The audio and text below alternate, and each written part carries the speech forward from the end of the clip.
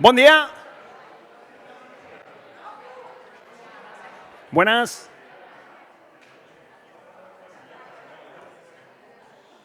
Hola, què tal? Bueno, jo no sé si heu organitzat mai alguna història d'aquestes, però com a grups d'organització vam fer una escaleta super cookie con todos los tiempos y com us podeu imaginar anem super on time. Esto parece un Ryanair. Bueno, jo que sé, que anem superapretades de temps, llavors seguim i tirem. Llavors ara tocava la sorpresa. La sorpresa no soy jo, sé que us agradaria, però no. Llavors, la majoria dels que esteu en el mail de difusió de perifèrics, si hi ha algú que no està al mail de difusió de perifèrics, entreu al web i hi ha algun lloc, quiero recibir los mails, no saturem, no saturem les històries.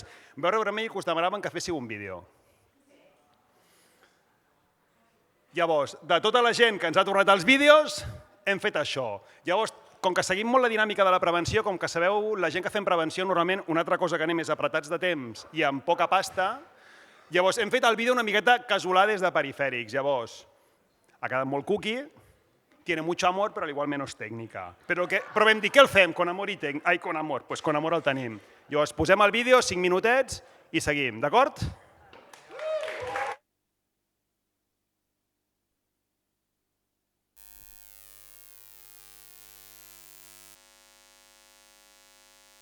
Per mi, Perifèrics ha estat i és un espai d'intercanvi, de compartir, d'aprenentatge, de relació amb altres professionals, de coneixement, un espai multiusos.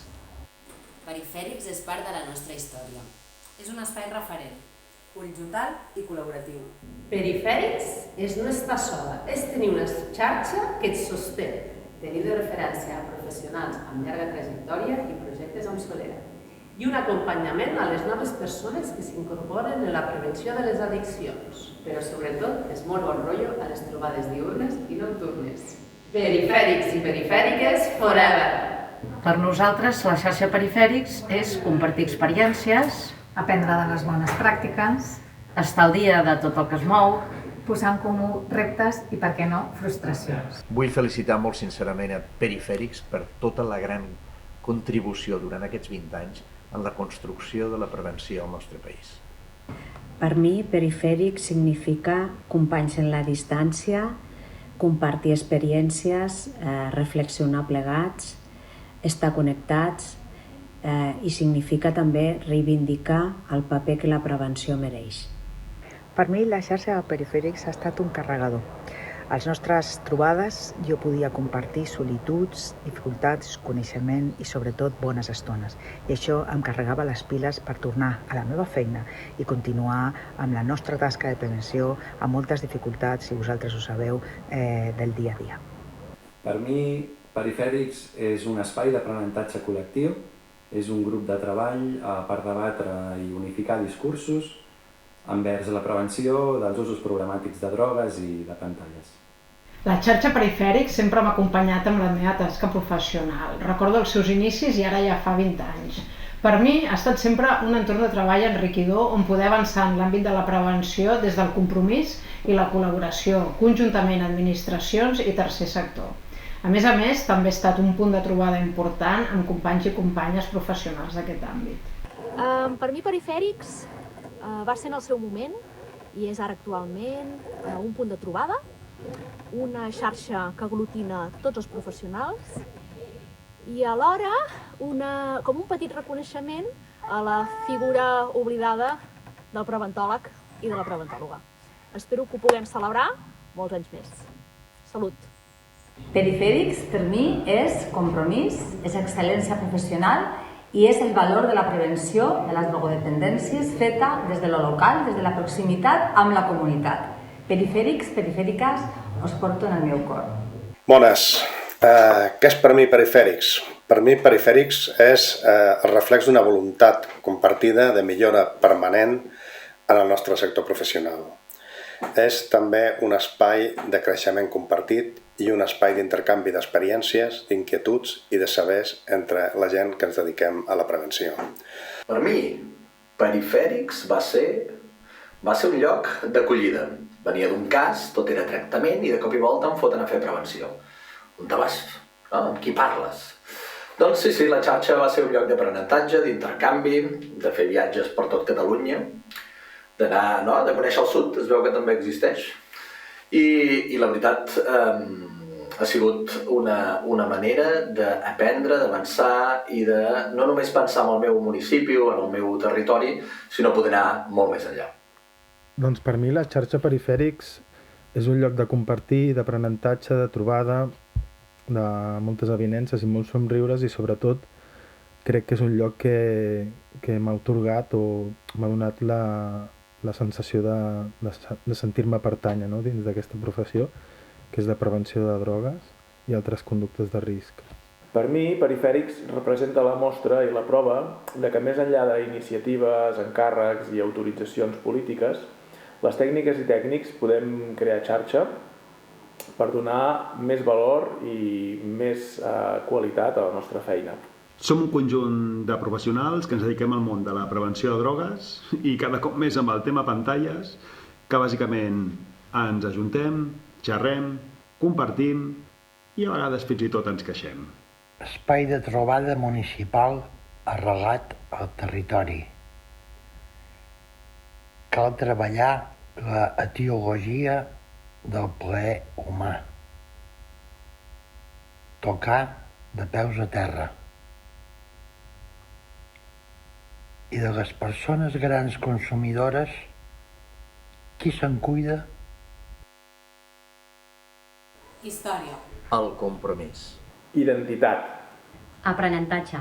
Fem xarxa. Compartir. De la prevenció feta des de lo local. El compromís amb la tasca preventiva.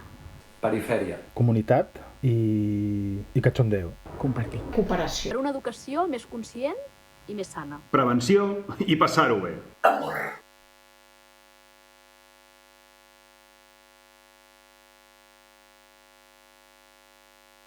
Per mi, Perifèrics ha estat i és un espai d'intercanvi, de compartir, d'aprenentatge.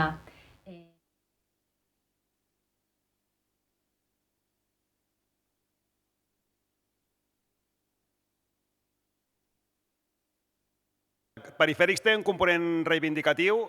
El pròxim cop que es demani un vídeo a tants mails, pues, que no hi ha solo 17.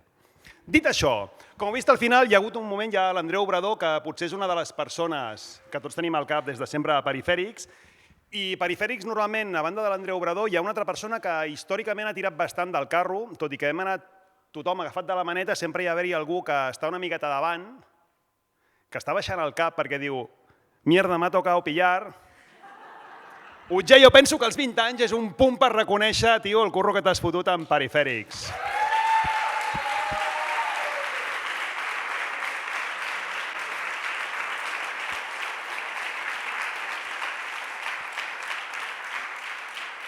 Llavors, com que no seguirem aquí, això no és la resistència, van a poner los perros follando, haurem de tallar-ho d'alguna manera. Llavors hi havia una... No veieu la resistència? Pues si heu de connectar amb joves, a vegades ajuda. Total, tenim ara una història molt xula, que ara ja podeu pujar, Utger.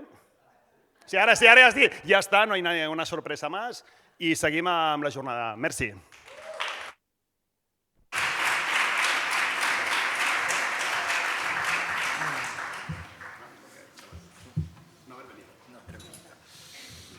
Vinga, som-hi. Me falta la Patricia. Com?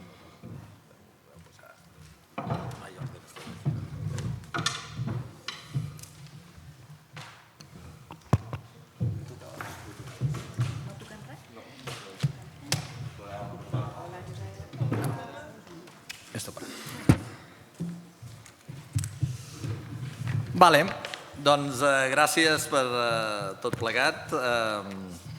Sempre toca pillar d'una manera o altra. I encetem aquesta taula. Com heu vist, hem fet una mica un remember. El David potser ens ha posat una mica les piles en el present i amb algunes de les... En part de moltes de les coses que nosaltres treballem i que a vegades no li donem importància, no sé si la suficient o no, com és el tema més neuropsicològic, etc.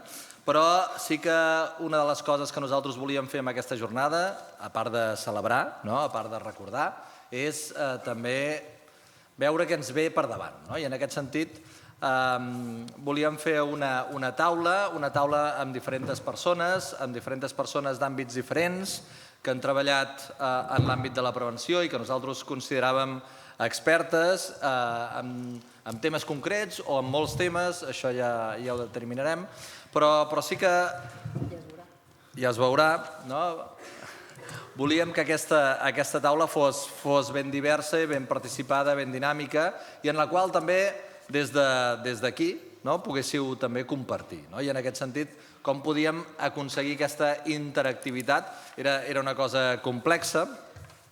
Us repartirem ara uns targetons, uns paperets, perquè si en algun moment d'aquest debat, que volem que sigui dinàmic i que sigui fluid, doncs voleu participar, simplement escriviu una pregunta, un comentari, una reflexió i part de l'organització us recollirà, me'l passarà i jo de la manera que pugui la intentaré introduir en el debat que avui tenim aquí a la taula. Per generar també un espai de tranquil·litat i de seguretat, dir-vos que estem en família en aquest aspecte. Ja sé que seure aquí a l'escenari sempre suposa un repte, però a mi Perifèrics és un espai molt de seguretat, de tranquil·litat, de confiança, que a vegades dius tonteries i et diuen, ostres, jo no ho veig d'aquesta manera, i t'ajuden a reflexionar, i si a vegades diem coses que no hi estem del tot convençudes, no passa res, no estem obligades a encertar-la sempre, i precisament un espai d'intercanvi és això, donar-nos suport, veure altres maneres d'entendre la prevenció i no tenir aquesta rigidesa que com som professionals d'aquest àmbit no ens podem mai equivocar. I això és també a vegades baixar d'aquest pedestal que a vegades estem i dir que podem equivocar-nos. Si us sembla, us presento aquestes 4 persones que tenim aquí. Hola, què tal, com esteu? Molt bé. Doncs us faig un breu... No us ho hem demanat, me l'he inventat jo. No me l'he inventat, però sí que l'he recollit. Vas per les xarxes i trobes coses, potser estan equivocades, però si no ja em corregireu. Doncs comencem per la Patrícia, que la tenim allà a la punta. La Patrícia és psicòloga clínica, és màster en psicoteràpia analítica grupal, això deu ser paraules majors. És representant del model Planet Youth per Espanya i Llatinoamèrica, del Centre Islandès d'Investigació i Anàlisi Social de Reykjavik, això queda molt lluny. I tota la vida havia sigut la Patrícia de Tarragona, ara és la Patrícia del Planet. Ella és l'exdirectora del Servei de Prevenció de Drogues de l'Ajuntament de Tarragona. Tenim també al seu costat el Josep Rovira, abans era el tio aquell d'Energy Control, es veu que és treballador social, és director de l'àrea de drogues d'ABD i, com us comentava, va ser fundador, ara ja fa més de 20 anys, sí? Més de 25, del projecte de reducció de riscos en l'àmbit de l'oci nocturn, que ha creat escola en molts àmbits, d'Energy Control. Moltes gràcies, Josep. Més cap aquí tenim la Sònia. Sònia Rubio, antropòloga, antropòloga social i cultural, màster oficial en antropologia i etnografia per la Universitat de Barcelona i des del 2013, o sigui, això vol dir fa 10 anys, forma part d'EDPAC, d'Educació per l'Acció Crítica, que va començar amb aquell tio aquell del còmic, que el devem tindre per allà al fondo. El còmic era el DEDPAC, ara ja no és el DEDPAC. I tenim la Sònia.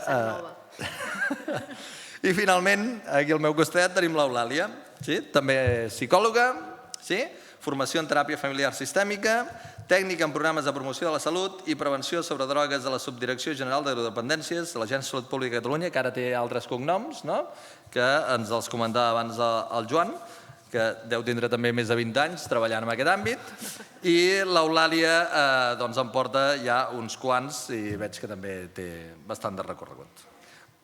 Gràcies per tots 4 per ser aquí i intentaré ser dinàmic amb les preguntes que nosaltres ens hem establert. Aquestes preguntes que nosaltres hem establert per treballar allò que nosaltres considerem els reptes del present i del futur de la prevenció, són quelcom que van sortir a l'última trobada perifèrica, que van sortir una sèrie de temes a abordar i vam dir, ostres, això ho hem d'aprofitar per la taula que tenim a la jornada i és aquí on hem intentat introduir diferents temes.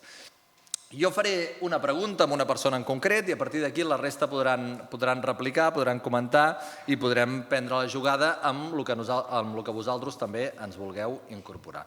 Seran 4 temes en concret, sí? Tot i que és fàcil que ens anem per les branques, pot ser una taula molt rígida o pot ser la rehòstia, esperem que sigui el segon, i és un experiment que també està bé fer en aquests dies.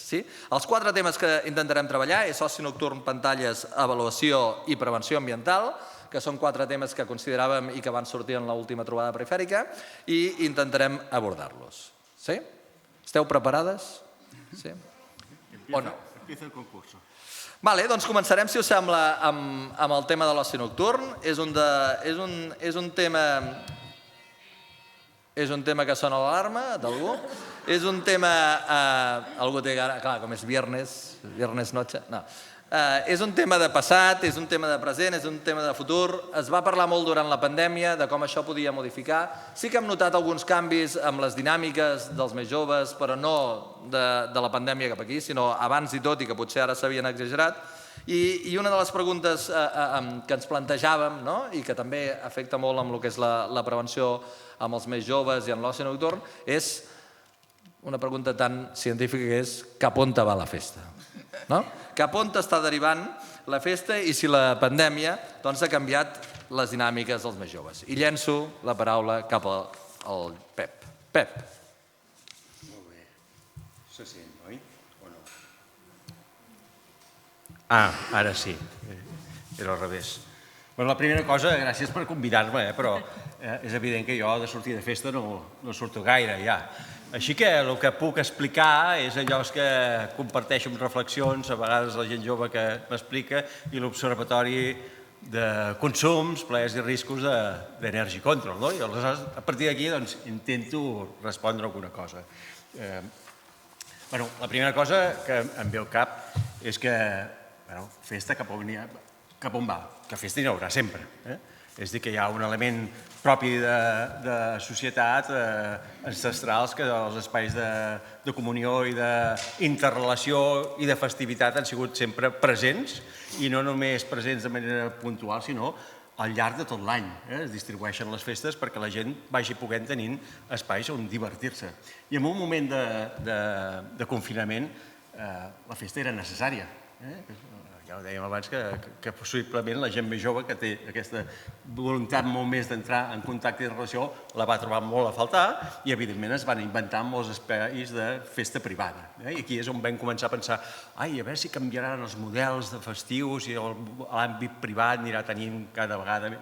El que gent volia i vol és els espais d'interrelació en espais públics i realment el primer que va fer va ser quan, evidentment, des de la perspectiva de passar línies de prevenció, més des de la perspectiva epidemiològica, que el que es volia era introduir unes pautes de confinament i de tancament del sector de relacions i interrelacions de joves, va haver-hi un moment que se la va empatar perquè, evidentment, sempre s'ha de fer una contrabalança en les propostes de com es posen els plers i com es posa, per l'altre cantó, la importància del que serien les recomanacions o les línies de posar límits en el que és la festa. Aquest element de contrabalança va haver-hi un moment que va ser, això ja no és suportable.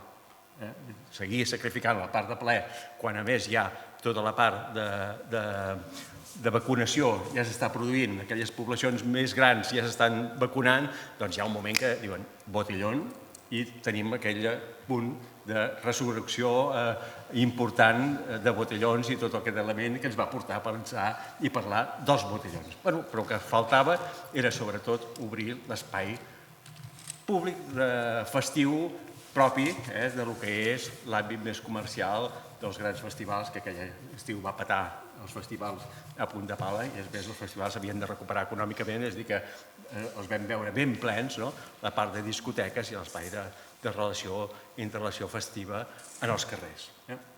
sempre és necessari, la part festiva, i més en societats fins i tot que poden estar en situacions de pressió i de displaer, fins i tot de models productius que necessites com a vàlvules d'escapament.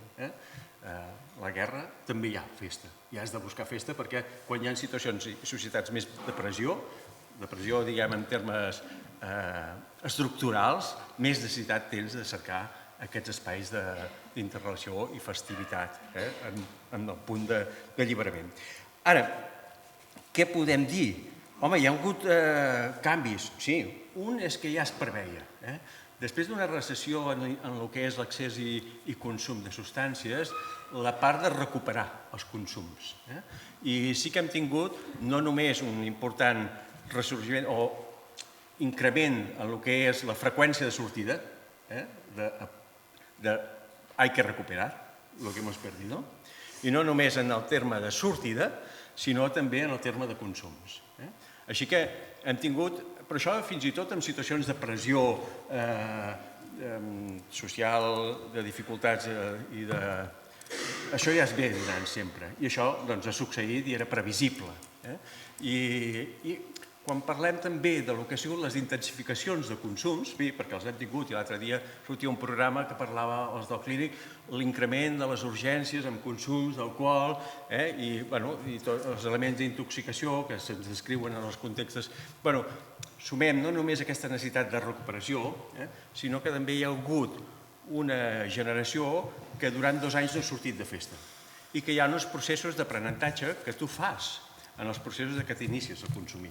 I sabem tots els que més o menys hem estat no només ben joves, sinó també en el camp de la prevenció, que els primers inicis de consums és quan se te'n va una mica l'olla i estàs aprenent. I sabem que els processos d'assaig-error en el consum de drogues són processos que tenen a veure amb l'aprenentatge i autorregulació.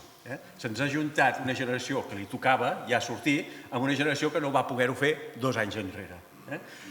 Tot i això, podem dir que això es va regulant i es va estabilitzant. Però aquest element que molts podem haver descrit com increment del que és els episodis d'intensificació de consums, també tenen certes explicacions i que sempre amb alcohol, evidentment el cànnabis i com a tercera substància recreativa present, l'èxtasis, sempre han sigut aquestes 3 substàncies més presents. Ara, evidentment que l'àmbit de l'oci nocturn i festiu segueixen havent-hi moltes altres substàncies que formen part del ventall i que, encara que tenim un ritme de baixos sempre present, que és l'alcohol, doncs de tant en tant van apareixent altres substàncies i així hem de parlar del que són els policonsums recreatius. No només els consums recreatius, sinó que realment el que vivim i seguim vivint i anterior al que seria el moment dels confinaments i pandèmies, doncs eren policonsums. Ara, què més podríem dir? Un element que en el que és la intensificació i allargament del que és l'espai festiu, amb hores, doncs la intensificació de consums és important també tenir-los presents en relació als consums estimulants cada vegada en una societat que els elements recreatius estan molt vinculats a el que és estimulants i dopamina. I d'alguna manera, en aquest punt, en les faltes de manques de descans, son i manca alimentària, que són els elements que augmenten el que és els elements de risc. Hi ha canvis, sí. Per exemple, ens hem trobat molt més una descentralització de l'espai del consum del pòper, i no només en termes d'espais i contextes d'ús, sinó també de poblacions d'ús. El pòper ha estat molt més present ara en el que és el contorn de l'oci nocturn. Suposo que tots aquells que sortiu o sortim ens en podem haver adonat. Segueix havent-hi una realitat que cada vegada ve d'abans, però es va confirmant cada vegada més la difuminació de la diferència de consums entre gèneres. I aquí hem de tenir en compte en termes de consum, no en termes de la representació que té socialment i de mirada en estigma fins i tot cap al que és les dones en diferència dels homes. Però un element que ja abans d'estudi de pandèmia ja es veia i havien sortit consums iguals o a vegades més amb espit amb dones que amb nois, ja no és el tema que parlàvem abans del cànnabis, que quan se'ns van igualar, sinó que ja veiem en el que és entorn i context oci, en consums estimulants, doncs veure també les dones com s'han situat en els mateixos tipus de consums i a vegades més que homes, i això també passa amb l'èxtasis. Ara, un element de punts a part del que és el consum, és també una reflexió important que aquests elements d'estigma deuen estar molt presents, però també el que són els elements de barreres a l'accés a la informació. Les dones busquen menys informació que els homes sobre drogues i la recerquen menys i amb totes les possibilitats que hi ha, i això jo penso que la gent que està treballant en contextes fins i tot d'oci nocturn, en estants, potser pot confirmar si són menys dones les que venen a informar-se en els espais o fins i tot en els espais d'anàlisis. Ara, molt confirmat també en el que és. Tu li explicaries al teu metge de capçalera que ets consumidor, tens una demanda de... És baixíssim, qui ho faria? És baixíssim. Això s'ha tornat a fer un estudi ara fa molt poc, però dones encara és menys. Vol dir que tots aquests elements de diferencials en el consum segueixen estant molt presents i segurament també perquè la comunicació i la informació adreçada a dones no és el que s'ajusta potser sempre a les seves necessitats. I què més? Home, la substància emergent que ha estat, doncs, justament el tussiví. És a dir, una nova substància que abans en parlàvem poc abans de la pandèmia i que ara s'ha generalitzat d'una manera més present. Evidentment que aquestes coses, els medis de comunicació, en fan molta... Però cloretilo també, fins que abans de sortir als medis de comunicació veiem consums, però va haver-hi un cert impuls del consum de cloretilo, però el tossí vi, doncs, evidentment, com la cocaïna rosa, la veiem bastanta població que abans havia consumit i ara està molt present i proper. Allò que et diuen substància per a gente muy pija i rica, que conyo, això ho pren molta gent que no té res a veure amb això i sobretot, evidentment, perquè es vengui molt car, és perquè la gent no s'entera, perquè al final és una barreja d'èxtasis, ketamina i cafeïna. Pregunta? Que t'acostis més al micro. Vale. Un accident. No passa res. Seguim, però encara tinc un minut? Tens un minut, vinga. Vale, doncs bé. Bueno, jo penso, a veure, en temes de prevenció s'ha fet molt de treball a l'àmbit de la festivitat municipal, que això és un element perdut, tanta festivitat municipal, abans això ho muntava la mateixa població, la mateixa gent muntava les seves festes. Ara estan totalitzades i venen donades de com i horaris i tot dels ajuntaments. Aquí hi ha hagut molt de treball en temes de prevenció, però, caram, on hi ha molta canya i molta gana de festa és els festivals. Per exemple, que és un element que ja venia amb força d'abans de la pandèmia i que, evidentment, són espais que s'han de treballar, fer abordatges molt més polivalents i sobretot també en el tema de diàleg i treball junt amb el que són els espais de clínica i d'infermeria.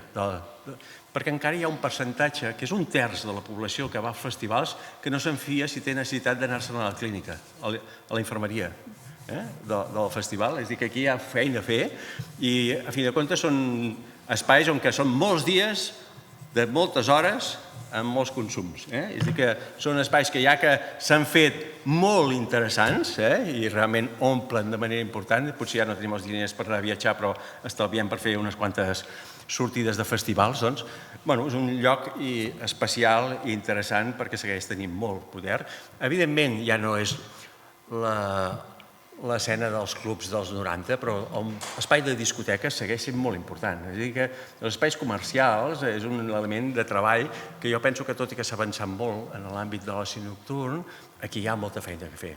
I en el que és la discoteca comercial, un element que ha sortit amb força en la discussió i el debat ha sigut com les estructures patriarcals de comercialització de tota la vida del món discotequero estan superpresents. L'exemple més paradigmàtic l'han tingut amb Sutonia Alves, però n'hi ha hagut molts altres. I per mi un element, totes les xiques imagen, tot el tema de la invitació per Chupito, el promotor que fa passar les xiques imagen. Quan va sortir tot això de l'Alves, les llistes de xiques imagen de les discoteques van començar a reduir-se. I algunes discoteques ja van inventar un altre nom. Però la comercialització de l'element d'interès en el que és que hi ha xiques bonites, com a element estructural, doncs és un element que deixo aquí perquè falta molta feina a fer aquí. I en tot cas, volia aprofitar per dir-ho, no sé si venia a cuento, però ja està dit. Ho has colat una mica, no? Sí, però jo penso que és interessant i que és un element que ens obre els ulls que potser hem avançat poc i que els caps de discoteca segueixen sent homes, els caps de sala de discoteca segueixen sent homes i aleshores potser aquí hi ha molts elements a fer. Em guardo coses per després, si us sembla. Amb aquesta idea que comentaves a nivell de gènere, que alguns consums s'han igualat, aquesta diferència tant, sobretot amb drogues il·legals, s'està igualant? Veurem cada vegada més aquesta desaparició de diferència entre homes i dones del consum de drogues il·legals? Jo penso que sí. Jo penso que les dones participen del miratge i que realment els seus consums poden i seran igual entesos que els homes, però que en certa manera hi ha una difuminació que sí, que va desapareixent aquestes diferències, aquesta és la tendència, però que és un miratge que realment siguin iguals, després vistos i observats des del que és el context de societat.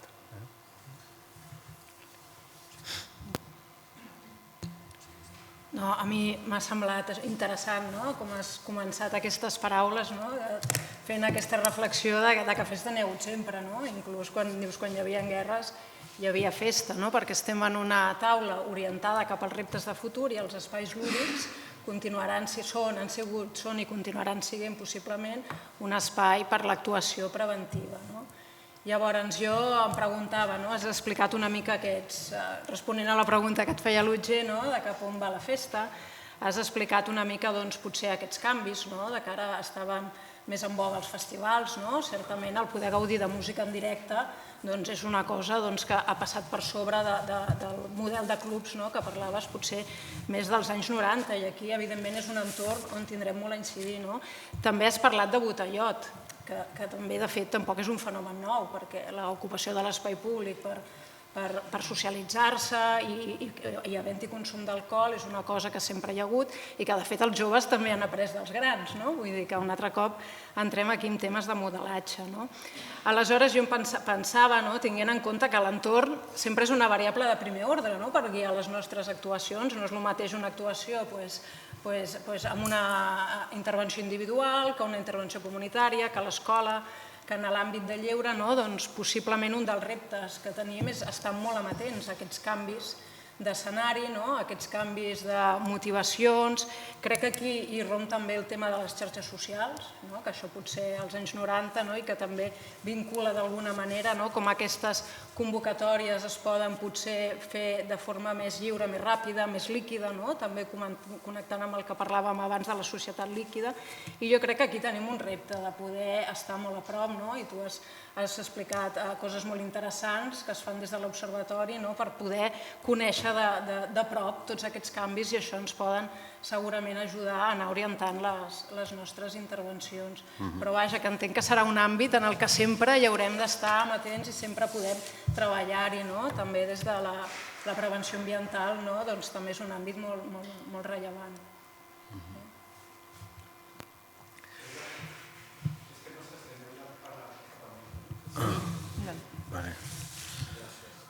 Sí, jo penso que... Tot. Volies parlar tu? Contesta. No, que sí, és veritat que hem de ser molt amatents als canvis perquè sempre hi ha elements de modificació, canvis, fins i tot el que he comentat amb aparició o processos emergents de nous consums, que sempre quan apareixen noves substàncies són els moments en què hi ha més desajustos en el que és elements de relació de risc, perquè ja no és aprenentatge no només individual, sinó de comunitat festiva. Però també en la comunicació entre iguals, és a dir que no només la nostra intervenció ha d'estar enfocada i treballada en el tema de context i de les realitats de risc i en la proposta assenyada de quines són les recomanacions preventives millor, perquè sempre han de ser adequades a el que seria la possibilitat que realment les prenguin i les incorporin. És a dir, a nosaltres poden semblar recomanacions molt lògiques i molt oportunes, però no sempre les segueixen. Tenim l'exemple que si no portem anys i anys insistint en el tema de fer servir filtres en els porros, i la població segueix utilitzant boquilles. O ens podem posar a treballar molt quan apareix tota la part d'èxtasis en temes de cristall, que racionin i facin el repartiment en dosis i segueixen fent mulladetes i anant a la llengua. És a dir que les nostres recomanacions han d'ajustar-se molt. Però aquí perquè també han de prendre molt en compte com treballem amb els entreiguals, perquè les decisions no només van vinculades al context, sinó a una relació d'acords entre els iguals. I aquí hi ha un treball que segurament hem d'encertar molt més en com arribem als entreiguals. Els entreiguals naturals, el que són els grups en si, i aquest element dins l'àmbit festiu és un element que encara ens falta molt d'encertar. Sí, nosaltres, parlo amb nosaltres perquè vull dir que això ho hem preparat amb les companyes d'EdPAC, que també estan per allà, llavors parlaré una mica. Jo no diré si surto de festa o no, perquè no han sortit les xifres, però també comentàvem una mica que aquests botellons, que en un moment han sigut i van ser un espai d'emergència i de falta d'altres ocis, a dia d'avui se segueixen fent també espais, per exemple, previs a l'entrada d'altres locals d'oci. O sigui, tenim, hi ha cert oci nocturn comercial al voltant de discoteques, però també, com que hi ha hagut un ofegament dels espais de l'oci nocturn i una reconducció als centres de les ciutats, etc., a les macrodiscoteques de l'exterior també es generen grans espais de botellón previs a entrar, i això també ens hauria de fer pensar una mica quina clau té aquest consum, els diners, el que es poden permetre, el que no es poden permetre, i les alternatives una mica que cerquen. I això també ens feia pensar en alguna cosa que ja has dit, i és que a nosaltres ens fa la sensació, no sé si compartiu o no la idea una mica, potser sí que l'espai de rave està una mica tornant a aparèixer, a part que surt molt més a les notícies darrerament, però que el tipus de festa que nosaltres veiem és molt menys autoorganitzada i molt més mediada o per lo comercial o molt intervinguda també per també aquests espais municipals. I llavors no sabem si hi ha una part de vinculació cada cop més forta i més de desfer aquesta cosa més associativa o de tradició de l'autoorganitzar-se festes cap a un oci que estigui terriblement vinculat als consums. I això té una part que trobes a les persones més concentrades, però que també s'està perdent una capacitat d'autogestionar espais que poden ser també espais segurs o espais còmodes o espais de confort i espais d'iguals, que ens sembla com una cosa que seria com interessant. Així a nivell de si hem de planificar futurs, doncs... D'alguna manera, a mi hi ha gent que em diu que ara ja no necessiten sortir de festa, perquè tenen molts altres espais, siguin presencials o siguin virtuals. Sí? Doncs hi ha com aquesta sensació que aquests espais de festa s'han diversificat i s'han virtualitzat moltes vegades.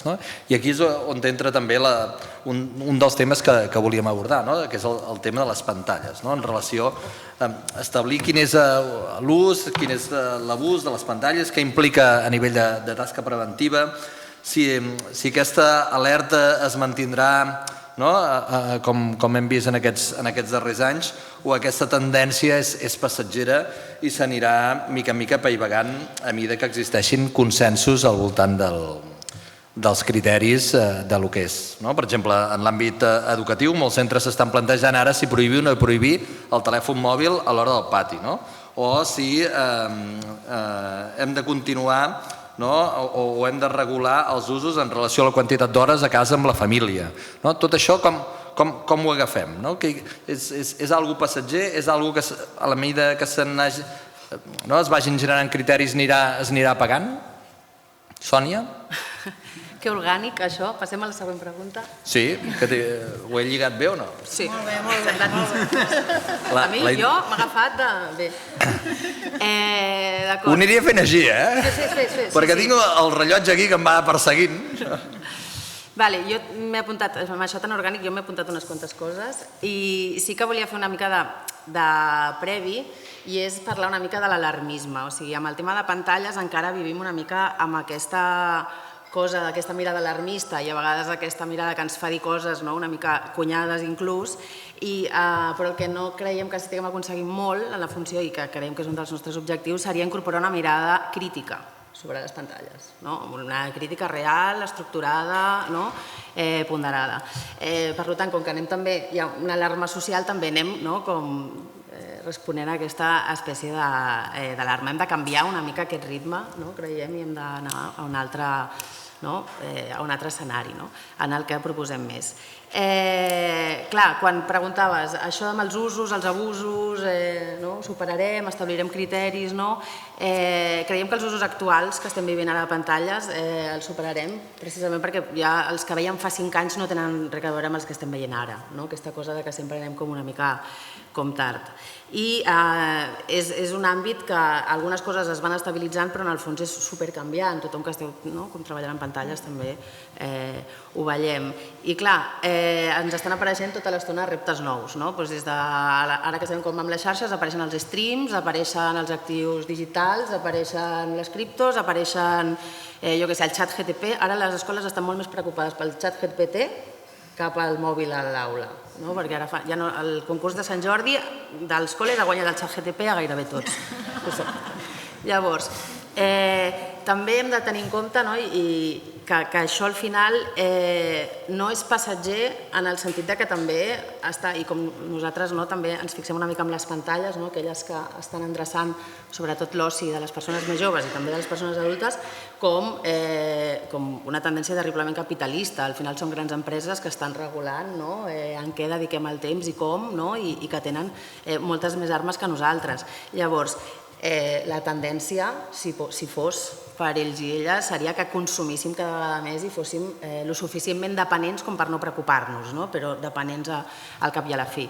I també, que ho comentàvem fa poquet, hem d'anar també una mica amb compte perquè estem en una ficció permanent de que això és un creixement infinit. Comentava el còmic l'altre dia que al final per fer l'última Play la PlayStation 5 estan tenint problemes reals de materials, de components i no s'està podent produir a nivell material del que la societat de consum vol i voldria o voldrien que tal. Llavors, no entrarem en el tema del col·lapse, però que poden haver-hi canvis dràstics també amb el tema tecnològic, també pot ser. Aquesta ficció capitalista de que això serà sempre així i estarem en l'abundància, doncs bueno. Això una mica de prèvia. Llavors, entrant en el tema més de consensos, sí que estem molt més a prop de tenir consensos clars també al voltant d'impactes, al voltant més de la salut, tant física com emocional com social, però encara nosaltres pensem que encara trigarem una miqueta a establir quins són aquests consensos.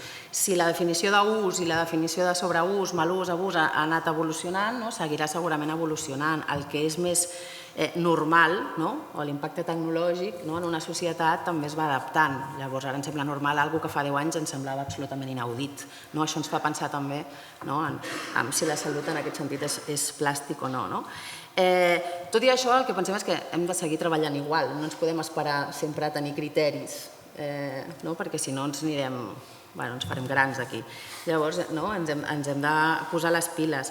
Una de les coses que nosaltres creiem claus que hauríem de començar ja a fer i que creiem que en el futur ho dibuixarem una mica millor és distingir també entre pantalles. Ara oscil·lem entre pantalles en general, un dibuix molt ampli i molt desdibuixat, a una cosa hiperfocalitzada com són l'obsessió que tenim amb les xarxes socials i els videojocs, que són com l'epítome de tot, quan els entorns digitals són un context molt més gran, molt més fluid i molt més interconnectat, en el que hi ha una sèrie de pràctiques que es van trasbassant d'una a l'altra, i amb això els criteris trigarem una miqueta, perquè ara estem quasi als videojocs, quasi les xarxes socials, en aquest sentit una miqueta apamat. Hem de fer una mica millor la foto i també hem d'assumir que aquests entorns digitals han comportat un canvi als espais de vida i les implicacions que això té, també per les joves, per les adultes, per poder-nos esforçar, perquè si el que volem proposar també són espais de desconnexió, aquests espais de desconnexió han de ser de qualitat i han de ser també realistes i han d'aportar coses. Ja no estem en un moment en què podem dir ningú no consumeix pantalles. No estem en un moment que puguem dir us heu de desconnectar perquè és millor per vosaltres. Hem d'oferir coses, hem de plantejar aquest esperit crític amb això. Creiem que els espais de desconnexió han de ser realistes, han de ser conscients i han d'estar aportant-nos també al benestar. I creiem que en temes de criteris el que creiem que desitjaríem desenvolupar molt més que si hem d'anar a restringir nombre d'hores o quins tipus d'usos sí o no, esperem que aquests criteris que acabem desenvolupant tinguin molt més a veure amb la qualitat d'ús de les pantalles, amb les afectacions a altres esferes de la vida i nosaltres desitjaríem una mica també amb els impactes estructurals que aquests usos tenen, sobretot en el context, en l'entorn i en el món en general. I aquesta seria una miqueta la cosa. Jo que avui vinc de festa i drogues, no? Vinga. Una cosa que no sé si s'hi ha treballat gaire, però els errors en el context d'oci mentre un va col·locat amb el que comunica per les xarxes, a nivell de arrepentimientos, no? És a dir, que és un element que se m'ha suggerit perquè sí que sol passar, no? Això de que potser no era el millor moment per estar a la xarxa, no? Quan estàs de festa potser massa estimulat i pensant que tot s'ha de celebrar i no hi ha tant per celebrar. Però, i l'altra cosa és, clar, dius... El micro. Perdoneu. Jo el que volia preguntar era... Sí, però en tot el tema pantalles, clar, hi ha una entrada i sortida de molts possibilitats i oportunitats, no? Que evidentment hi ha àmbits que són molt diferencials de l'ús de pantalles, com pot ser el joc. Jo penso que hi ha un element que en els propers anys sobre l'element de pantalles tindrà molt de pes l'accés en els contextos, encara que des del govern segueixin traient lleis sobre els escurabutxaques i els casinos. Escolta, el joc va online, no? I peta amb un augment important. I ara fa poc llegia un petit estudi en què més del 20% pensava i creia que guanyaria diners. És a dir, aquests erronis cognitius, no? I no sé, és un tema que jo tampoc en sé, jo no en sé, vull dir, per això ho trec. Sí, doncs relacionant-ho amb la festa i l'oci, el que deia abans, al final el que està passant és que creiem que el que està passant i cap on caminen algunes coses, que no tot és així, que la foto, les adolescències i les persones són molt més diverses, però una mica per anar amb brotxa gorda, que al final si tenim un oci consumista i per fer qualsevol cosa has de fer servir diners, has de pagar, has de consumir algun tipus d'experiència i activitat, al final gastar-te 5 euros en una entrada d'un festival, que ja et dic jo que no val ninguna 5 euros, o apostar 5 euros en una petita aposta i reunir-me amb els col·legues o les col·legues per veure o el partit o la partida o el LOL o la competició internacional del que sigui i veure si guanyo o perdo, al final, o sigui, a dia d'avui el joc s'està vivint com una opció d'oci més accessible i a vegades més accessible que l'oci, vull dir, bastant més barat que un cubata. Llavors, a més l'oci,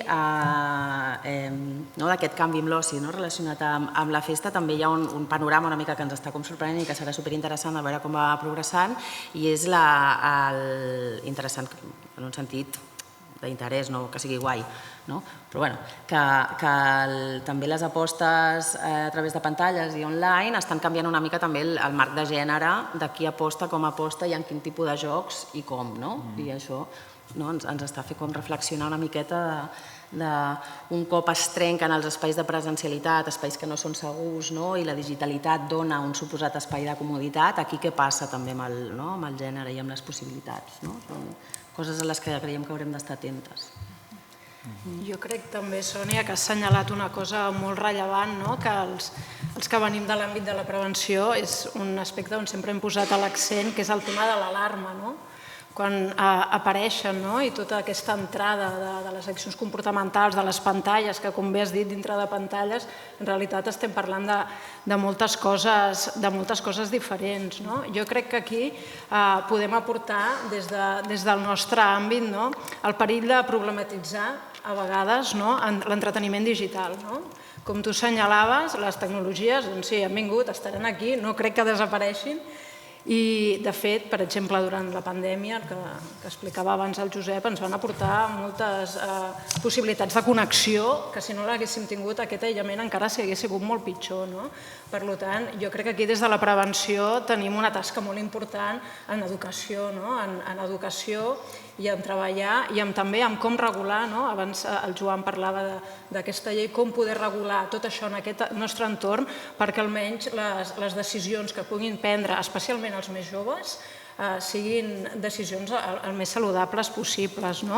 Tenia aquí algunes dades també de l'última enquesta d'estudis que parlàveu del trastorn per videojoc. Dic trastorn, no dic ús de videojoc, perquè es situa al voltant d'un 8,9% de mitja, amb 14,7% als nois i molt més baix amb noies. Per tant, haurem de treballar amb aquest segurament des d'un abordatge més clínic, com també hem fet amb el tema de l'alcohol i altres consums, però crec que des del nostre àmbit també és important treballar i posar en valor tota la tasca de la prevenció per no poder arribar a aquests consums problemàtics. I això des de l'alarma ja sabem per experiència que sempre es fa pitjor. Per tant, cal un debat serè i cal fer estratègies que ja n'hi ha.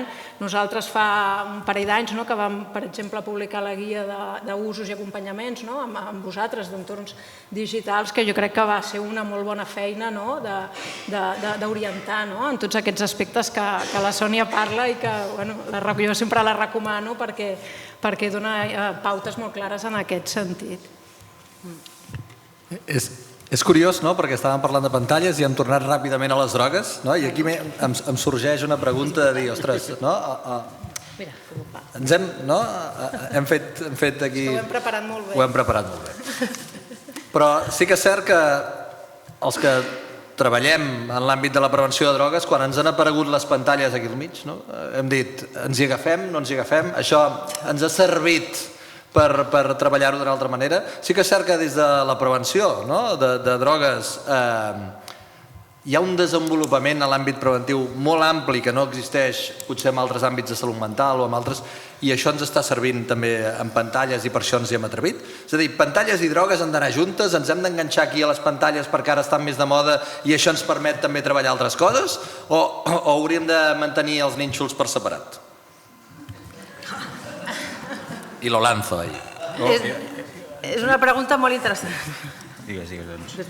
Jo diré una cosa, però no ho sé. Jo veig dues coses diferents que tenen els seus punts d'interrelació en tant que hi ha elements que són insubstituïbles perquè succeeixen de manera paral·lela. És dir, ens portem el mòbil i anem de discoteca, i ens trobàvem a la rave gràcies a que algú ens passava la ubicació, i encara passa així. El que passa que abans eren 3.000 i ara en són 300 i surten per TV3. Vull dir, el que sí és que jo penso que són coses diferents i l'important, interessant, és també mantenir la intensitat i importància de tot. I cadascú amb la seva cosa, perquè hi ha un element que fins i tot... Jo segueixo parlant de drogodependències i altres addiccions comportamentals, perquè si no, al final, tot ho tapem i hi ha coses que s'invisibilitzen i al final s'agafa a vegades una cosa i es dimensiona per fer-se més modern i donar-li més importància. Però a mi, més enllà del tema pantalles, els elements de joc online o de joc, què passa amb les pantalles, això sí que potser li hem de dedicar més temps, però són dos nínxols diferents i que hem de saber trobar els punts de connexió i d'interrelació. Com passa també en l'oci nocturn, hem de seguir i treballar en comú els consums de drogues amb el que són les violències que succeeixen. Que no són només dos nínxols diferents, sinó que si no els sabem creuar, no sabrem explicar què és el que està passant i possiblement no arribem a fer un abordatge prou en la mesura preventiva, que és el que ens dediquem.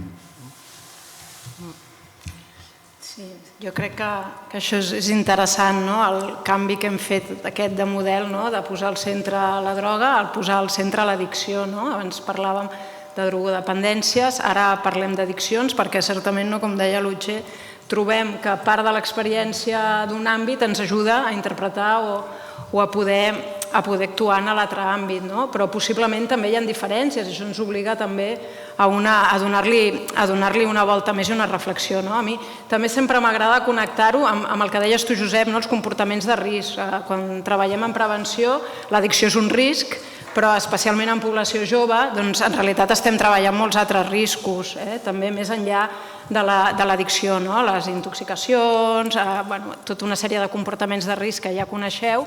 Per tant, a vegades és difícil trobar paraules que puguin incloure tota la tasca que volem fer, però jo crec que sí que és un canvi de model que ens hi hem trobat, potser, com deies tu, ens en sortim perquè sí que tenen molts punts en comú que per mi està aquí, el comportament de risc, quan hi és, quan no hi és i quan es pot prevenir.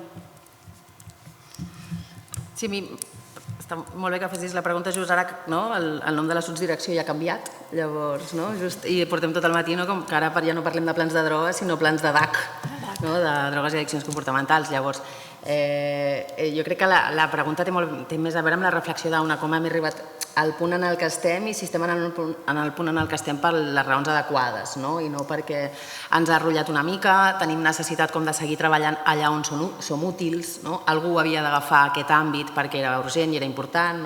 Jo crec que són preguntes que hem tingut com a professionals de què faig fent això de les pantalles ara, perquè tothom vol venir a xerrades de pantalles, ho parlàvem abans al cafè, i ningú vol venir a les xerrades de drogues. Haig d'aprofitar aquest tirón per anar colant una mica els bàsics i seguir fent feina. Té tota aquesta part que molt sovint treballem amb la urgència i l'important va arribant com després.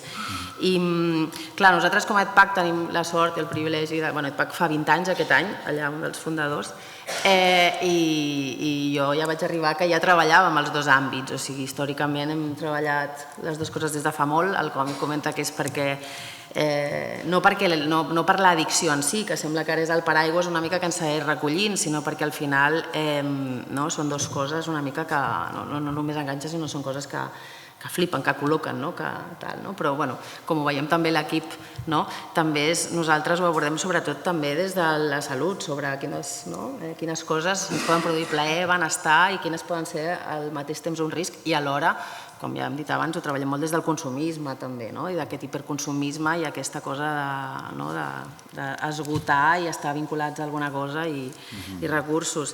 Hem de treballar molt amb aquesta cosa, amb això de la prevenció sempre sembla que anem a prevenir el mal i hauríem de canviar el focus, que jo crec que fa estona que ho estem intentant fer, que és en difondre el benestar com a qüestió màxima també, i jo crec que no hem de deixar mai de treballar les drogues com a si mateixes, per si mateixes, o sigui, estan bé les pantalles i les drogues. Nosaltres no fem, per exemple, tallers a l'hora de prevenció d'addiccions, intentem seguir mantenir les coses per separat, també per elecció pròpia, no vol dir que no es pugui fer, però perquè creiem que hi ha especificitats de les drogues que s'han de seguir treballant i s'ha de seguir fent feina molt concreta, igual que no ens agrada fer taller de les drogues en general, sinó poder-li dedicar un temps al cànnabis, poder-li dedicar un temps a l'alcohol, poder-li dedicar un temps a l'MMA, hi ha especificitats importants a mantenir i també hi ha un tema de tenir en compte de què passa també sembla que les drogues ja no siguin populars i ens faci com pena i no és veritat, ens hauria de fer estar bé que estigui en un lloc com més de normalització que no de banalització, digue-li que hem millorat en algunes coses, això vol dir que hem fet bona feina durant 20 anys i no sé, que caminin juntes jo crec que ens serveix pel que dèiem, que hi ha feina imprescindible que s'ha de fer a nivell de prevenció, feina que s'ha de fer a edats tempranes, feina que s'ha de fer de forma més inespecífica, o sigui, molta feina. I mira, si les pantalles posen de moda coses que ens serveixen per més coses, estupendo, aprofita el tirón, benvingut sigui, però el que sí que creiem molt que hem d'anar molt especialment alerta amb aquelles coses que no comparteixen drogues i pantalles. Edats d'inici, tipus de policonsums, formes de relacionar-se, disponibilitat, mesures regulatòries i sobretot aprofitar els aprenentatges que hem fet amb unes per les altres. O sigui, la feina que s'ha fet amb drogues i els aprenentatges, per exemple, al voltant de l'aplicació de la perspectiva de gènere, de lo necessari de la perspectiva interseccional i l'impacte que això, i com estem treballant ara, que estem al principi i estem treballant en violències sexuals, gènere, impacte, doncs això ho hauríem d'estar fent en pantalles i a vegades també ens agafa una mica despistades i creiem que hauríem d'això, el fet que ningú es plantegi que hi hagi abstinència en pantalles també ens podria fer mirar les drogues d'una altra manera. Moltes coses, com aprendre l'una de l'altra. I fins aquí els meus apunts. Plantejàveu que al final drogues i pantalles comparteixen molts factors de risc, molts factors de protecció, i potser és això una mica el que intenta treballar, la prevenció ambiental, el fet de que pugui abordar-ho d'una manera més àmplia i des d'un àmbit més macro, com a mínim això és el que a vegades ens arriba, no sabem si això de la prevenció estructural o prevenció ambiental, depenent com es vulgui interpretar, és quelcom que sentim a parlar molt, però això com es concreta en l'àmbit local, com ho veiem en la pràctica? Patrícia. Bueno, hola, bon dia. Sí? Me sentiu bé? Me sentiu bé? Així? Sí? Vale. Bueno, anem a veure. Jo us estava sentint embogada. Fa molt de temps que no estic amb el vostre discurs perquè estic precisament amb un altre, que és el de la prevenció ambiental o estructural. Jo crec que li van posar estructural per no confondre's amb l'environment i l'obert, sinó en les estructures i en els contextes. Durant molt de temps sentíem la necessitat que alguna cosa no anava bé, que fèiem molts tallers, que fèiem molta informació, molta educació, però després sorties al context de la festa major, sorties a contextes d'oci nocturn i veies que tot allò que nosaltres predicàvem, després els adolescents veien una cosa diferent. I jo deia, no, la prevenció no pot ser només, és absolutament necessària, la informació, l'educació, però ha d'haver-hi alguna cosa més. I amb aquest salt connecto amb la xerrada del David Bueno, que m'ha agradat moltíssim perquè molt del que la prevenció estructural es basa també és en això, és en el cervell adolescent. Us poso uns exemples. 3 escenaris potencials de l'inici de consum amb un adolescent. L'individu pren una decisió conscient, aïllada, d'anar, l'individu, me refereixo a l'adolescent, de dir, ara jo vaig a consumir.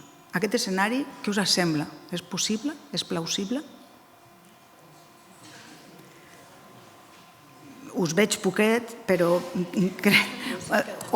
escolto murmullos, però crec que no és pràcticament impossible. Ja heu vist que l'adolescent es nodreix i el cervell adolescent es nodreix d'aquestes connexions amb els altres. Un altre escenari. La família de l'adolescent o els iguals de l'adolescent obliguen un adolescent a consumir. Aquest escenari és possible? És una mica més possible per la pressió de grup, perquè algun, però vamos, en la família. I a l'escenari on l'adolescent pren una decisió semi-inconscient, arrastrat perquè el context, per el que els altres fan i venga a que no tienes, no? Sí? Aquest seria el més plausible, el que tots coneixem. I ja hem vist que el còrtex prefrontal no està lo suficientment madur. En canvi, el sistema límbic, que és el que ens dona la recompensa, que és el que funciona quan fem el que fan els altres, aquest és el que està més present en un cervell adolescent. Per tant, des d'aquí, el anar a dir a un adolescent que resisteixi la pressió de grup, que sàpiga dir que no, que quan li ofereixin digui no, és com a, en certa manera, amb aquest cervell poc madur, és una mica una cosa bastant utòpica. Llavors, des d'aquí, des d'aquestes conseqüències, la prevenció estructural el que ve a dir és canviem als contextos, parlem del codi postal una altra vegada, és a dir, dels determinants socials de la salut, dels determinants socials que envolten els adolescents i intentem canviar, disminuir les possibilitats que facin conductes de risc i augmentem les oportunitats que tinguin eleccions més saludables. La millor manera, ja ho va dir Stern el 2005, que el vaig tenir que buscar, és un científic americà, la millor manera de canviar el comportament és canviar els contextos. I més, sobretot, estic parlant, jo me centraré sobretot en adolescents. Quines són les característiques de la prevenció ambiental? Es dedica a aquest funcionament automàtic cognitiu, actua sobre aquest funcionament. Aquí l'agència individual és menys important, perquè no ens dirigim a l'individu, sinó que ens canviem el context on aquest individu s'està relacionant. Per tant, els recursos individuals són menys importants. Per tant, aquells que són més impulsius, aquells que estan menys educats, també es beneficien d'aquestes mesures ambientals o estructurals. La persuasió ja no és necessària i, sobretot, ja no estigmatitza ni les persones ni la vida privada de les persones, perquè només ens dediquem a canviar contextos. Quins contextos canviem? Hi ha el context regulador, és a dir, el de les normes, les lleis, que evidentment sempre han estat en la prevenció ambiental, els contextos econòmics, que són les taxes, els impostos, i els contextos físics, que són realment il·luminar parcs i carrers, canviar punts de venda, fer els gots més o menys grans. Tot això està demostrat que funciona i que ha funcionat. Són moltes mesures que vosaltres podeu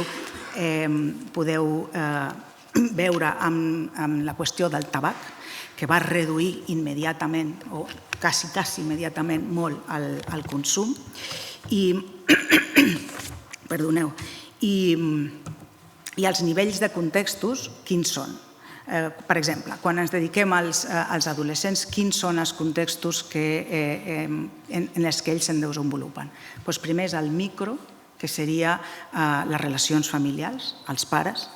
Hem vist avui com es construeix les connexions cerebrals dels nens, començant per les mares embarassades i continuant tenint un bon vincle, posant normes i límits perquè ho necessiten i realitzar activitats amb ells. Aquest és un dels contextos a treballar, és la família.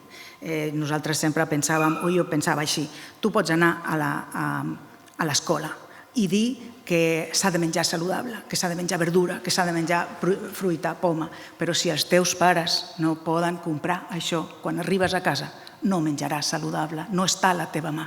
Per tant, utilitzem alguns d'aquests recursos per parlar a l'individu, per treballar-los en la comunitat. Donem-li a aquests pares els recursos perquè puguin alimentar saludablement els nanos. Amb això el mateix. El nivell meso és la comunitat, els iguals i l'escola. Treballar a l'escola no és anar a parlar amb els adolescents des de l'estructural, sinó fem una escola més amigable, fem una escola on no s'avorreixin, fem una escola on augmentem la curiositat i la motivació. Treballem amb els professors, amb l'ambient de l'escola, on no hi hagi bullying, on se sentin tranquils. Llavors, segurament, les possibilitats del consum de drogues disminuiran. I a nivell macro és el nivell de la societat, de l'economia, que són els impostos, les normes i les regulacions, que són importants. Però, quines són les dificultats de les mesures estructurals? Normalment, per què no estan tan a la baix com està la informació, com està l'educació? Perquè és més difícil. Hem de mobilitzar, hem de fer pedagogia política, hem de mobilitzar els agents claus de la societat i això és molt més complicat, la prevenció comunitària és molt més complicada que fer un taller. A veure, i tenim nosaltres, els preventòlegs a vegades, tenim pocs recursos, poc temps i no podem fer això. Per tant, és complicat. A més, si tu fas normes, impostos, regulacions, has de tenir un bon sistema també de poder-ho, de fer un seguiment i de fer sancions, perquè si no, feta la llei, feta la trampa. Hem estat a comunitats que diuen hem estat revisant les lleis, no? I ostres, resulta que tenim un munt de lleis de regulació de l'alcohol i tal. Diu, però ni sabíem que existia. Les mesures estructurals han d'estar complementades amb això i també amb campanyes de sensibilització a tota la població. Encara me'n recordo quan van dir que no fumaríem a les discoteques, als bars. Allò va ser, vull dir, l'oci nocturn se va absolutament revolucionar, però bueno, ara tots estem absolutament contents.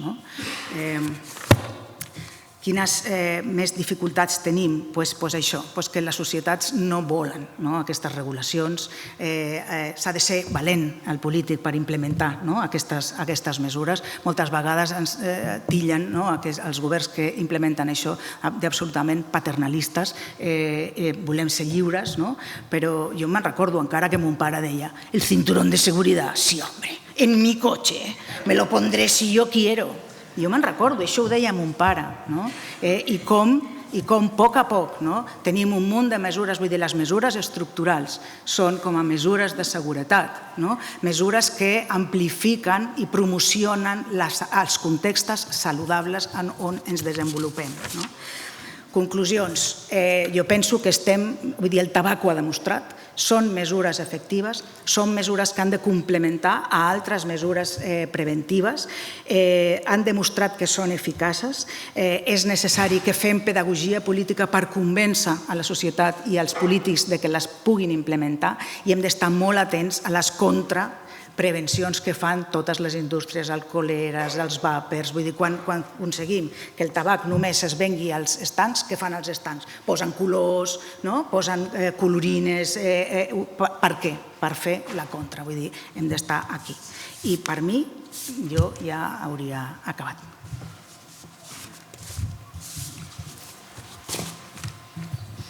Us heu quedat flipats, no? No, sí, ho explica molt bé, m'agrada molt. Jo penso que és que parlar de prevenció, vull dir, l'element contextual que porta la prevenció ambiental és necessària sempre. Ja des de la configuració de la relació de risc de consum, ja quan sumem persona, substància i context, doncs els elements contextuals tenen un pes total i en el context de l'oci nocturn, doncs tot el festes o cofestes, doncs busca això i tant de bo hi hagués una normativa que portés a un compliment sobre l'element contextual d'usos i consums de substància. Que prevenció ambiental, que parla de contextos, no és parlar igual a normes, no. Perquè posant normes no s'arreglen les coses. És aquelles normes o aquelles regulacions que sí que mostren evidència en la possibilitat de poder fer canvis, perquè no és més tonto i més contradictori i menys útil posar normes per posar-les que la gent no les complirà i ni respecta aquesta adequació de lo que és la voluntat de la població en la seva recerca d'espai de llibertat, però també que la recomanació des del context li és útil. Que és el que va passar amb el tabac. És que és útil. És igual que la gent que fuma tabac i es passa al vàper. És que li és útil. Encara que ara puguem posar normes que el vàper tampoc no, escolta, és que això a mi em redueix danys, m'explico? És a dir, que també l'element de la prevenció ambiental ha de ser raonable, entendre per què hi ha coses que sí que acaben funcionant i que sí que, evidentment, s'han d'acompanyar. Però jo no voldria que us quedéssiu amb la idea que la prevenció ambiental són només normes. És canvi de contextes. I els contextes són els professors que estan a l'escola. I el context són els pares, la parentalitat positiva i la negativa. El context són els monitors de lleure, els entrenadors que després de jugar al futbol els porten a beure una cervesa o que els donen una beguda energètica abans d'entrar al partit.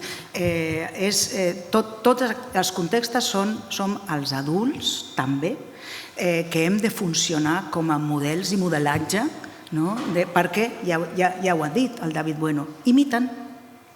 Doncs si imiten, el primer que tenim que fer és revisar també com a adults quines són. Mira, me'n recordo que havia un nano que fumava cannabis allà i deia, i què fas? Jo estic tot el dia tombat fumant cannabis. Dic, i el teu pare què fa? Diu, el mateix.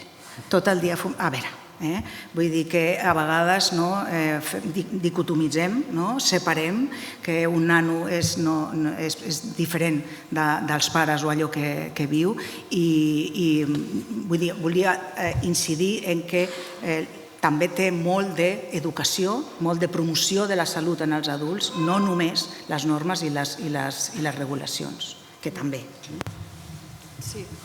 Jo, per seguir aquesta línia d'afegir, també com molt d'acord amb el que dèiem, que l'interès no és parlar només de la regulació i la sanció, perquè, com la història també ens demostra, els procediments sancionadors tampoc no ens estan funcionant com li agradaria a alguns, i que al final també els processos sancionadors, ja ho sabem, són desiguals, multem a les persones pobres, a les persones racialitzades, al final tenen un impacte desigual. Llavors, en aquest sentit, també s'ha de treballar per una prevenció que tingui en compte aquest espectre de com es reparteix de forma desigual en la societat, com tots els recursos, i no fer un sistema que sancioni, sinó que aquests recursos i aquestes inequitats i aquestes desigualtats i aquestes opressions es solventin. Això ha d'anar absolutament de la mà a la prevenció, o incorporar això o no tenim gaire futur. El que volia dir també és que la prevenció ambiental, perquè ataca el context, és universal. I aquí els menys desafavorits s'aprofiten d'aquestes. En canvi, els programes educatius són més elitistes. Només es fan als col·legis que ho demanen. Només se n'aprofiten aquells que poden seguir el workshop que tu estàs donant. En canvi, si el nano surt, el nano té un parc, el nano té oportunitats pagades pel govern per tenir ese high. Un dels nostres, m'ha encantat perquè Harvey Milman és un dels nostres científics que treballa a Denver i va fer un estudi on va monitoritzar cervells adolescents que estaven consumint i altres que estaven fent allò que els agradava. Van tenir el mateix high. Vull dir que si l'adolescent el que vol és tenir aquest high, dona-li contextes on el pugui trobar de manera saludable. Sempre és un gust sentir parlar a la Patrícia de prevenció ambiental. Jo crec que sí que és un tema que cada vegada, també aquí a Catalunya, n'anem sentint més. Des de, crec que va ser el 2012 que el Gregor Booker va publicar aquell article que molts vam llegir. El 2011, que m'ho recordes tu, al plenari de Tarragona. Sí, jo recordo aquell moment, per mi, és quan vaig obrir la porta amb això de la prevenció ambiental. I trobo que és molt interessant aquest debat que esteu tenint, perquè la regulació i la normativa és una eina de la prevenció ambiental, però no ens podem quedar només aquí perquè si no l'estem parcialitzant. Jo una vegada recordo amb temes d'urbanisme, un exemple que a mi sempre se m'ha quedat i m'ajuda a enfocar-ho des d'aquesta manera, que és, per exemple, la configuració de les escales quan tu entres en un edifici. Us heu fixat que sempre quan entres en un edifici, sobretot si és un edifici guai, el primer que et trobes és l'ascensor, que normalment és molt bonic, té una gran porta d'accés, i les escales normalment estan com amagades, a vegades són fosques i tot, amb un raconet. Clar, potser si haguéssim configurat els espais, els edificis, els accessos, on les escales ens convidessin a entrar, faríem aquest petit exercici cada dia, que de ben segur seria un punt més a la nostra salut. I és un exemple, potser desconnectat de l'àmbit de les drogues, però a mi m'ajuda a vegades a poder orientar. Crec que també el tema de drets i llibertats és un debat que hem de tenir amb la prevenció ambiental i després, per ser breu, també el tema de la cultura, perquè cada cultura té aspectes més favorables a la salut i d'altres que potser dificulten més i, per tant, cada societat, cada cultura també pot ser una manera de potenciar aquells aspectes que ens poden ajudar més a la salut, que poden tenir a veure amb diferents nivells, però jo crec que és una línia interessant perquè ens hi anem afegint i anem pensant i sobretot perquè el que tu dius, que és una línia que a poc es va recolzant d'una evidència que va molt més enllà de l'aplicació d'aquestes normes, sinó d'aquesta manera més àmplia d'entendre la prevenció estructural. Tu, Patrícia, has apuntat, no? Jo estava cansada de fer tallers, d'anar no sé què, d'anar no sé quantos, i a vegades és complicat, perquè tenim unes dinàmiques de funcionament en l'àmbit de la prevenció. Quan arribes a un municipi saps que has de fer determinades coses. Prevenció a les escoles, has d'intentar fer prevenció familiar si sona la flauta, el tema de l'oci nocturn per als pobres xavals que consumeixen. Doncs tens establert i a vegades ens queda dir, ostres, tot això que estem fent serveix per alguna cosa? I en aquest sentit d'aquí la importància d'avaluar, de com podem evidenciar que allò que estem fent serveix per alguna cosa. I la prevenció ambiental, una de les coses que es deia és això, aquesta manca d'avaluació que mica en mica hem anat veient que té els seus resultats. Però aquest també és un repte que tenim en l'àmbit preventiu avui dia en tots els municipis i en els programes que estem fent. Com podem evidenciar que allò que estem fent està funcionant?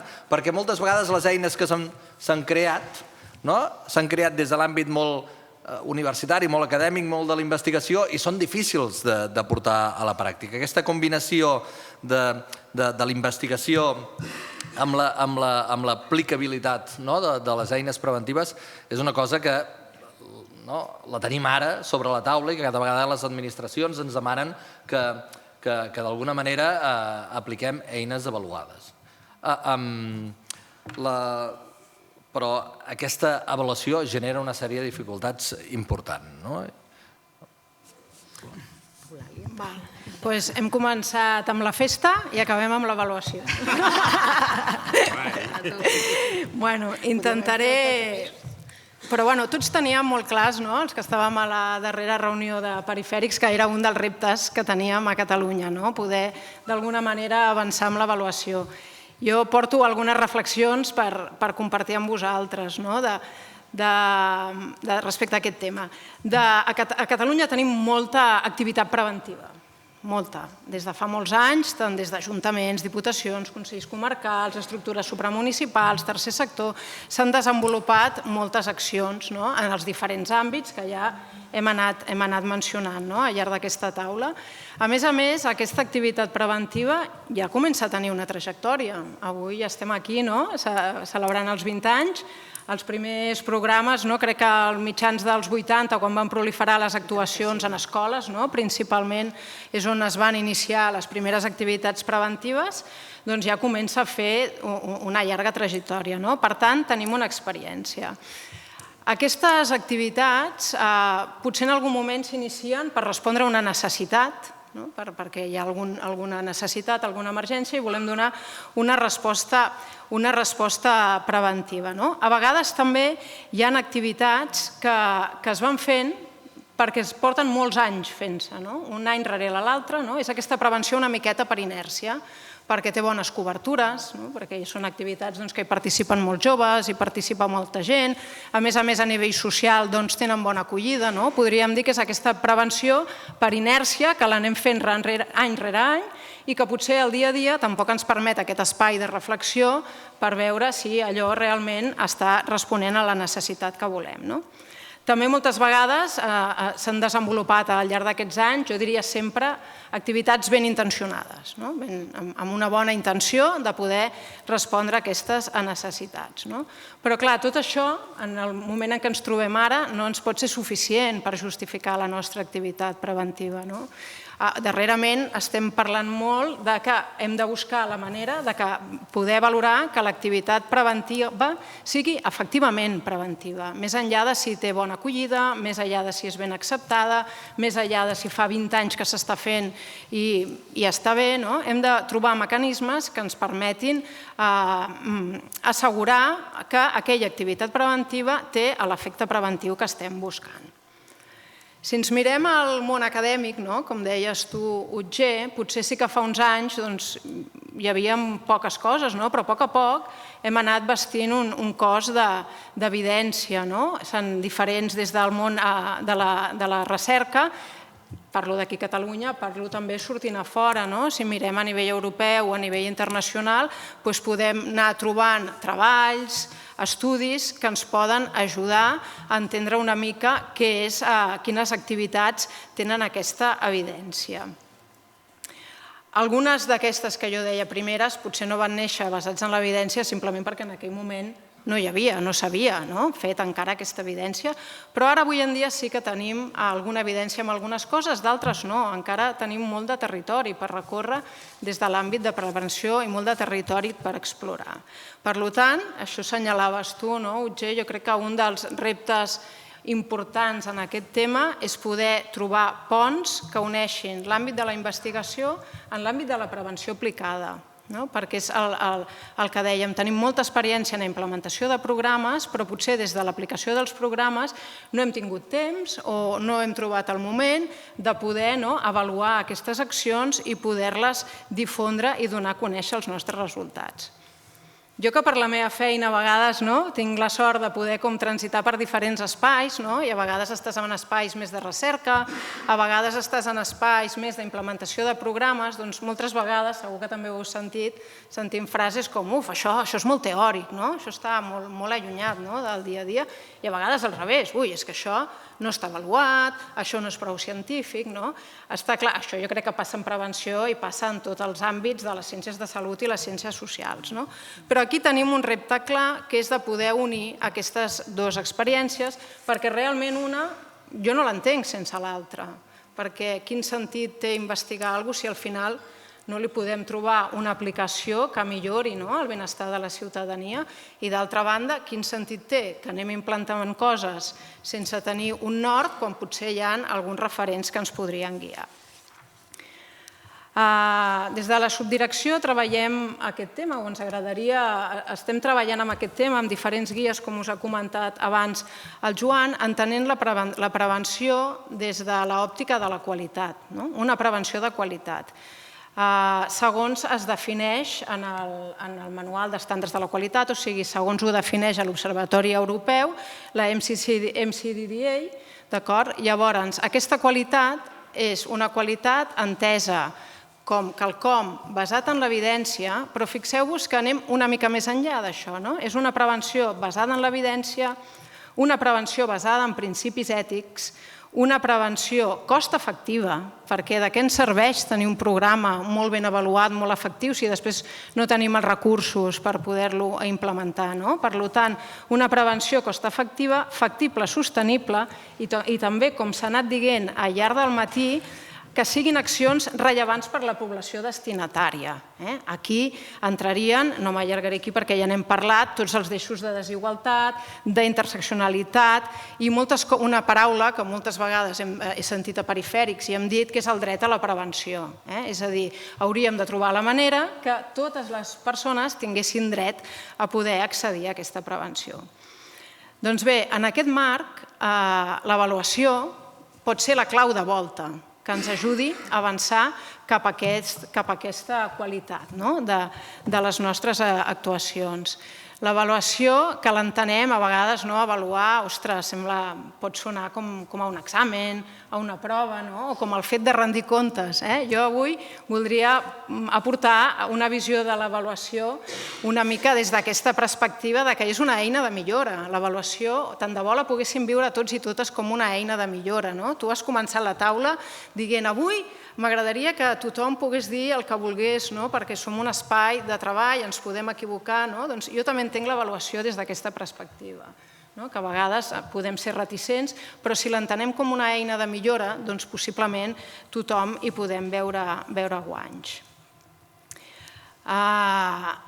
Crec que també l'avaluació és molt rellevant perquè hem de destinar, els recursos que tenim són finits, no són infinits, tenim uns determinats recursos i llavors és molt important que els puguem destinar a aquelles coses que efectivament ens donin aquesta qualitat en les accions.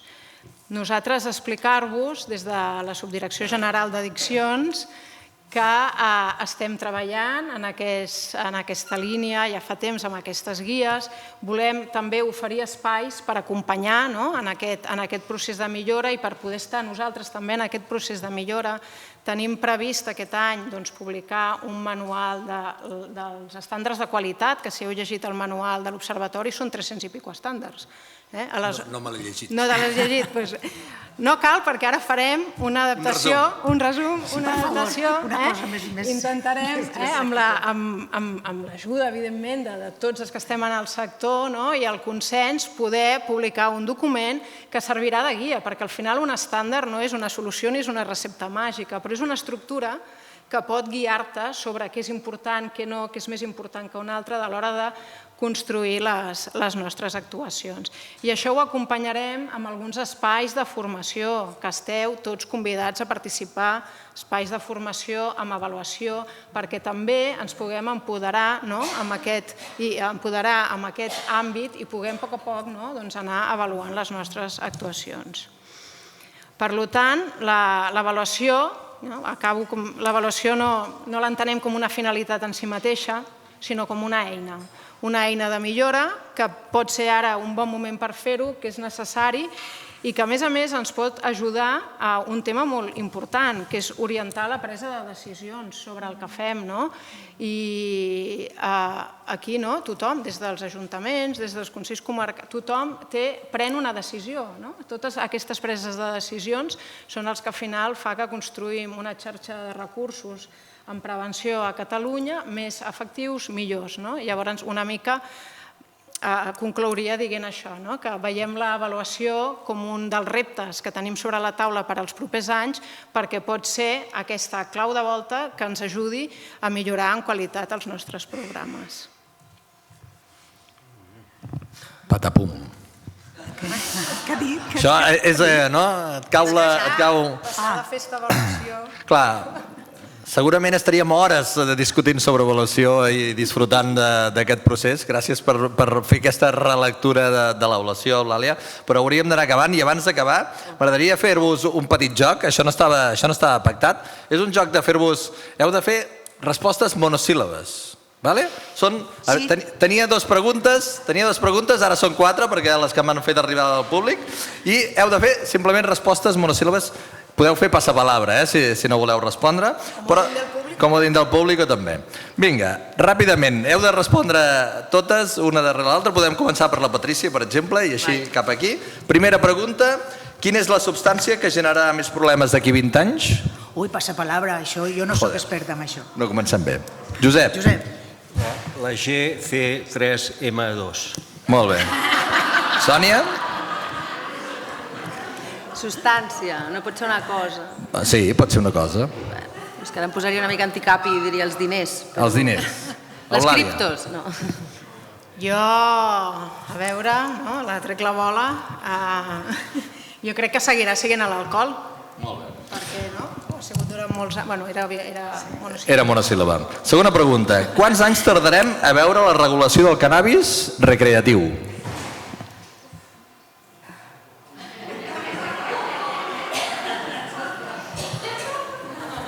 Comodín del público. 20. Paso palabra. Pocs.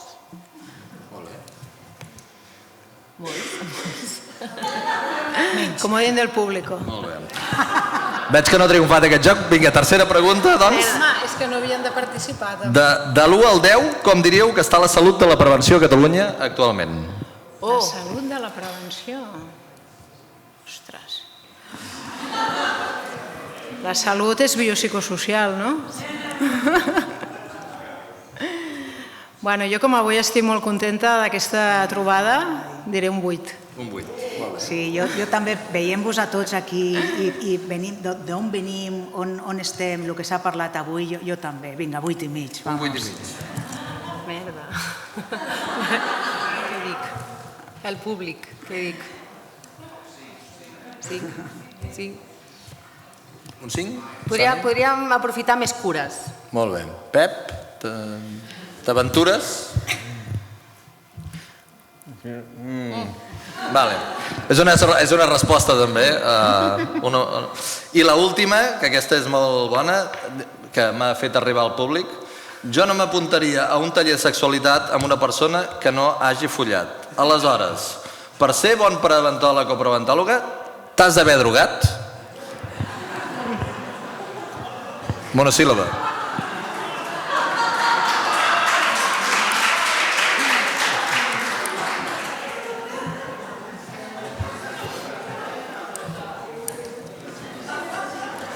Molt bé, doncs fins aquí aquesta... Jo prefereixo que em preguntin directament si m'he drogat que contestar això. Jo faria servir 2. No molt. No molt. Fa 20 anys, no? Que ja t'has recuperat. Doncs bé, només ens queda agrair la vostra participació en aquest experiment. També a vosaltres, que heu sigut una mica rates de laboratori amb el que hem intentat. Esperem que hagi sigut interessant i dinàmic. Abans de passar a l'assemblea de perifèrics i perifèriques de tots els membres, que us podeu quedar, aquelles que no ho sigueu perquè ho voleu ser i us voleu adherir a la xarxa, que farem un petit tribunal de valoració de si us acceptem o no us acceptem, perquè hi ha hòsties per entrar a la xarxa. Demanaria que féssim una foto, abans de que marxéssiu en massa, féssim una foto i després passéssim a fer l'assemblea i farem una foto aquí davant i tindrem un record del dia d'avui, que ha sigut molt maco i preciós que ens haguem trobat novament amb la presencialitat. Moltes gràcies.